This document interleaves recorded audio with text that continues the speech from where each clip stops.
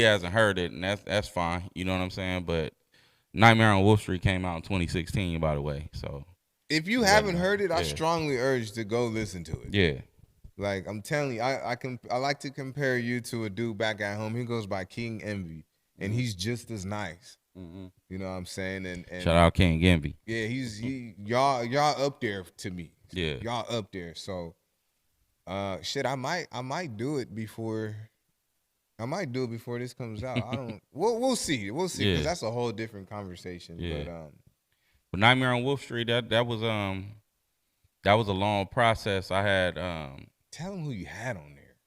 well, yeah, I like so okay, so there was a couple things that was supposed to actually go down like with that album. So like upon like finish course, I got a call from Ono the Disrupt.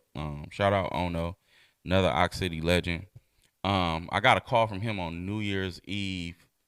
I believe it was 2015. I got a call from him. He wanted to do an EP. He did him and Sean Biggs, all of them. They called me Homicide Mag. Like my nickname back in my moniker was Mag. That's me and God. And they he had called me. He had hit me. I was at the studio when he hit me. He was like, man, let's do an EP, Homicide and King. And I'm like, all right, let's do it. But that EP just turned into a long process.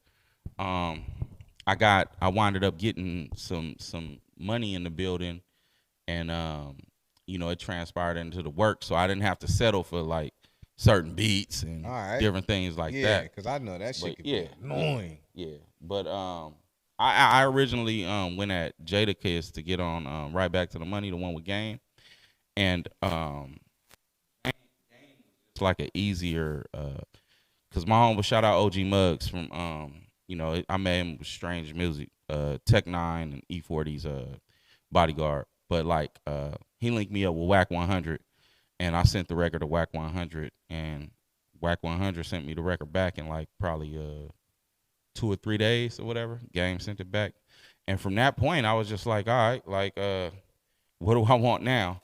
The dude that did security for me used to do security for Ray J, and he was with Ray J one day, and they was bumping the record that I got Ray J on.